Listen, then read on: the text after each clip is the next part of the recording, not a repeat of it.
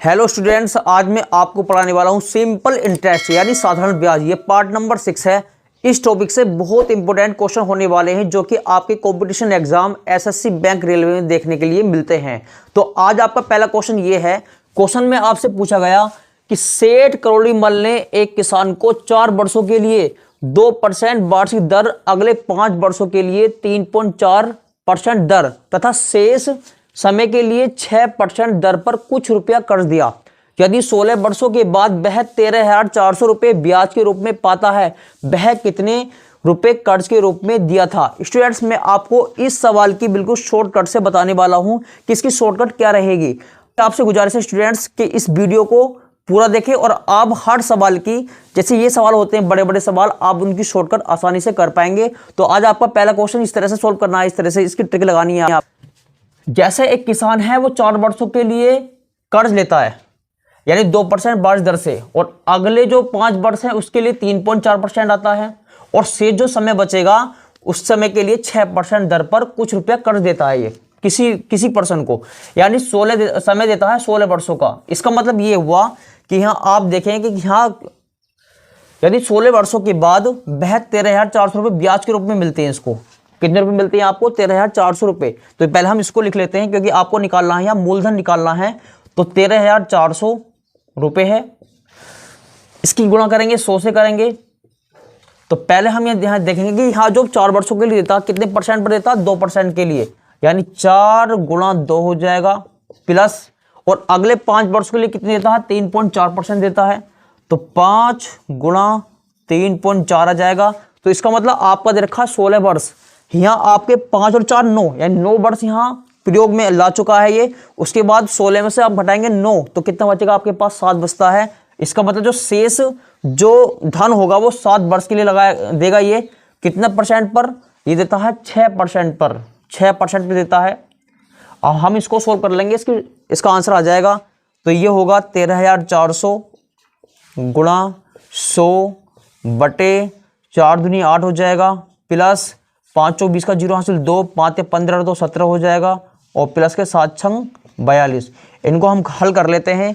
तो ये हो गया आपका 13,400 इंटू 100 और बटे कितना हो जाएगा आपका? 7 2 9, 9 8 17 का 7 हासिल 1 लगेंगे, 4 और 1 5 और 1 6 हो जाएगा 67, यानी 67 दूनी हो गया आपका 134, 200 रुपये हो गया यहाँ। इसे काट कर इसे गुणा करने के बाद इसका आंसर आता है आपका 240, यानी 20,000 इसका आंसर है। इस तरह से हमने सोल्व कर लिया है। क्वेश्चन नंबर 2 देखें। आपकी ट्रिक नंबर 2 है। ट्रिक नंबर 2 आपकी ये कहती है कि कोई राशि P को 2 भागों में इस तरह बांटा जाता है। जैसे मान लो कोई राशि होती है, उसको हम 2 भागों में बांटते हैं कि पहले भाग पर 8% दर से T1 वर्षों का ब्याज, यानी जो पहला भाग होगा उस पर दर दे रखी 8% और ब्याज वर्ष दे रखा T1 वर्ष, और दूसरे भाग पर जो दर है वो 8% और ये समय दे रखा है T2 वर्ष का ब्याज समान रहता है। इसका मतलब जो ब्याज मिलता है दोनों पर वो समान रहता है। तो आपको ये लगाना पड़ता है फॉर्मूला कि पहला भाग बटे दूसरा भाग बराबर R2 इंटू T2 बटे R1 इंटू T1, यानी पहले भाग कहेगा तो आपको दूसरे वर्ष से निकालना है, और दूसरे वर्ष कहेगा तो आपको पहले वर्ष से निकालना है। तो कैसे आपको लगाना है, देखिए सवाल ये आपका इसी पे बेस है बिल्कुल, ये कि 3600 रुपये को 2 भागों में इस तरह बांटा जाता है कि पहले भाग पर 3% दर से 2 वर्षों में ब्याज, दूसरे भाग पर 8% दर से 3 वर्षों में ब्याज समान रहता है। यानी यहाँ भी समान ब्याज है, 4% दर पर दिया गया। मूलधन का हिस्सा क्या, यानी आपको निकालना मूलधन का हिस्सा, लेकिन आपको निकालना है 4% पर निकालना है।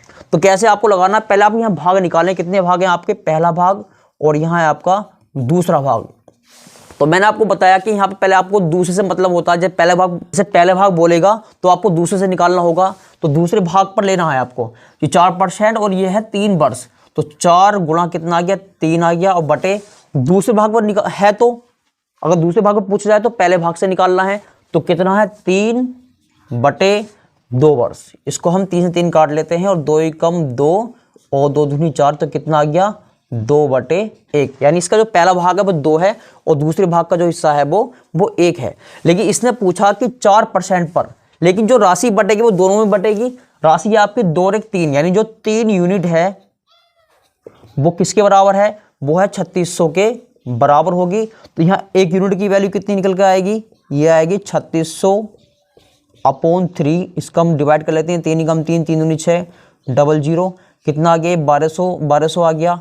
लेकिन इसने पूछा 4% पर, जो 4% पर होगा तो कितने पर है 4%, आपको पहले हिस्से पे लेना है, पहले हिस्सा आपका कितना है 1 है, तो यानी इसका मतलब है कि जो 1 की जो राशि है वो 1200 रुपये है। इसका आंसर ये है। अगर दूसरे का पूछ जाए, आपको दूसरे की राशि पूछे तो आप 2 पर निकालेंगे तो कितना करेंगे, 2 से गुणा कर लेंगे, 2 गुणा 1200 ये हो गया 2400। इस तरह से इन दोनों की हमने राशि निकाल दी है। ये दूसरे भाग की राशि है और ये पहले भाग की राशि जो आपसे 4% पर पूछा गया है। इस तरह से हमने इसका आंसर बिल्कुल इजी वे में कर लिया है। सवाल नंबर 3 देखें, आपका सवाल नंबर 3 है। सवाल नंबर 3 में आपसे पूछा गया कि 8200 रुपये को 2 भागों में इस तरह बांटा गया है कि पहले भाग पर 10% वार्षिक दर से 4 वर्षों में साधारण ब्याज की राशि, दूसरे भाग पर 7% वार्षिक दर से 6 वर्षों में साधारण ब्याज की राशि बराबर है। तो पहले भाग की राशि क्या है, यानी आपको निकालनी, पहले भाग की राशि निकालनी है। तो कैसे आपको निकालना, मैंने आपको बताया कि यहाँ 2 भाग हैं, पहला भाग और दूसरा भाग। अगर पहला भाग पूछा जाएगा तो आपको दूसरे % से निकालनी है और दूसरा भाग पूछा जाएगा तो आपको पहले % से निकालनी है। तो यहाँ देखें आप 7% और 6% कितना हो गया, 7 गुणा 6 अपॉन, ये पहले भाग से निकालेंगे 4 इंटू 10 इंटू 4 हो जाएगा, इसको काट लेंगे हम तो 2 तिया 6, 2 दूनी 4, तो कितना हो गया 7 तिया 21 और 10 दूनी कितना हो जाएगा 20। लेकिन जो ये हिस्सा है वो दोनों में बटेगा तो कितने यूनिट बन जाएगा आपका 41 यूनिट, दोनों को जोड़ करके आएगा 41 यूनिट, यानी जो 41 यूनिट है वो किसके बराबर है आपका 8200 के बराबर है। एक यूनिट किसके बराबर हो जाएगा, ये हो जाएगा बटे 41 से काट लेंगे, 41 दूनी 82 और 00 आपका ये कट जाएगा, यानी ये हो जाएगा आपका 200।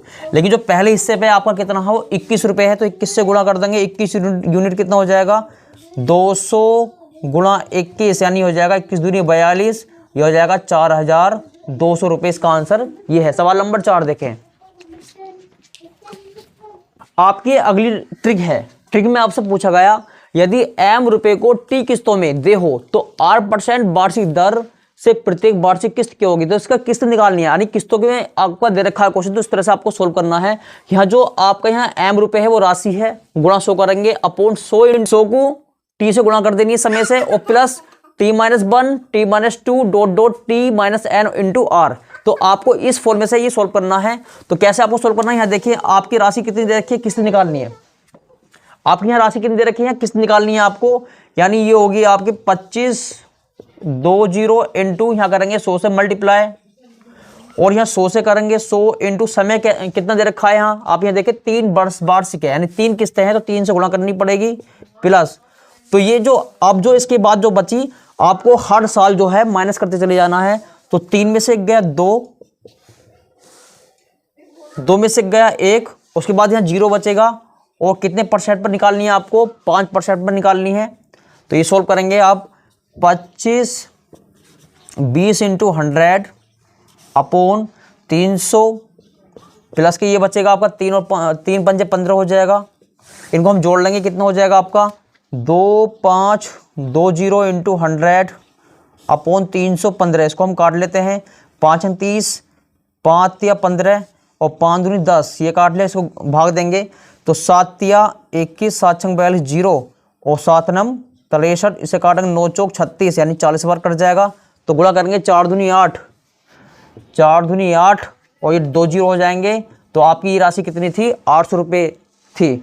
स्टूडेंट्स बस आज के लिए इतना ही। अगर स्टूडेंट्स आप मेरे चैनल पर नए हैं तो आप मेरे चैनल को सब्सक्राइब कर लें और साथ में बेल आइकन प्रेस कर लें, जिससे कि आपको मेरी न्यू वीडियो का नोटिफिकेशन मिलता रहे और आप इस चैनल पर हर सवाल की शॉर्टकट सीख पाएंगे।